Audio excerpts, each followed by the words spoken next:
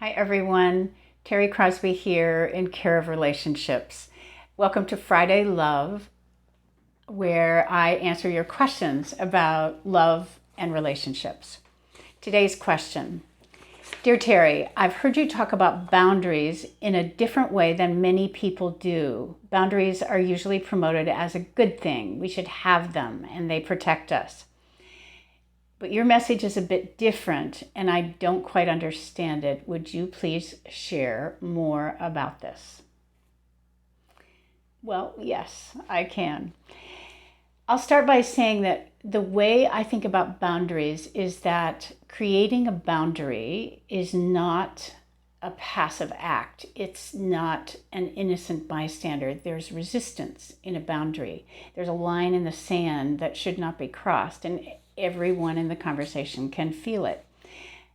The opposite of a boundary would be maybe perhaps called being, where it's a unified state around you. It's a clear vibration that exudes from you, where there are no boundaries. Everything is okay. So to illustrate what being is, let's say I'm upset and I walk into the presence of someone who is being. You've experienced this, so you'll know what I'm saying. If I'm really upset and they're not worried about, you could even say being invaded by your emotion, you're upset.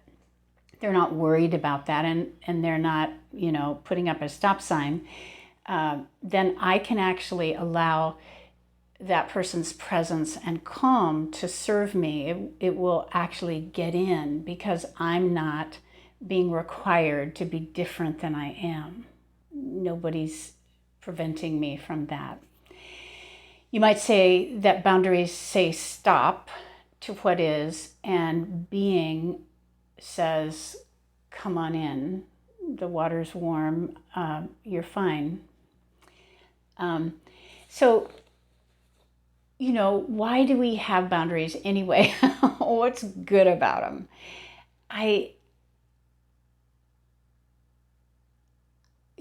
In my work with people over the years, I would say that boundaries help us avoid discomfort.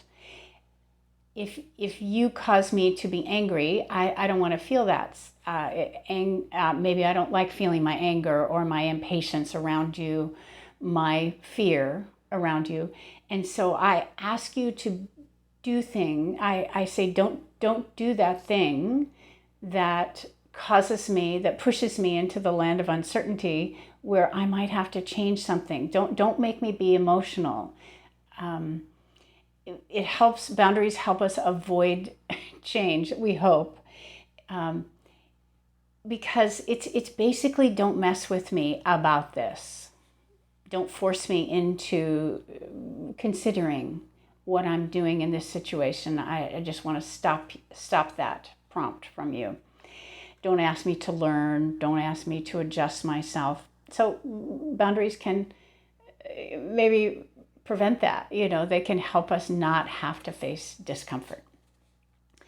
And a boundary, the need for a boundary comes from a belief in separateness, and being comes from wholeness, that we're one. It's more of a unity consciousness. I like that too. So if a boundary isn't there, then what is? What's there instead? What's naturally in the space? What a good question. I'm going to ask you as a challenge this week to investigate with me. Clearly, I've done a lot of inquiry about this for myself, and I'm going to ask you to take my hand and go with me here and create an experiment for yourself. I know this might sound risky, but it's an experiment in an easy situation where you actually lay down your resistance. You don't do that this time in order to see what's there instead. That's the question. So for instance, instead of dismissing someone for their opinion or their political view or their belief about this or that or the other thing, something they did or said or would. Instead of that, resistance and offering them a boundary, what else you got? What else can you do instead of judge? To judge someone has resistance in it. To dismiss someone has resistance in it. So when resistance is gone, so the question to investigate is when the resistance isn't there, when you don't offer that, then what's there? I'd love to do a video about that. I would love to do that. So my challenge this week is to give this a go, to actually set up yourself to pay attention in a situation like that and report back to me. If you're willing to share, I would love to do a video that talks about your results. Yeah.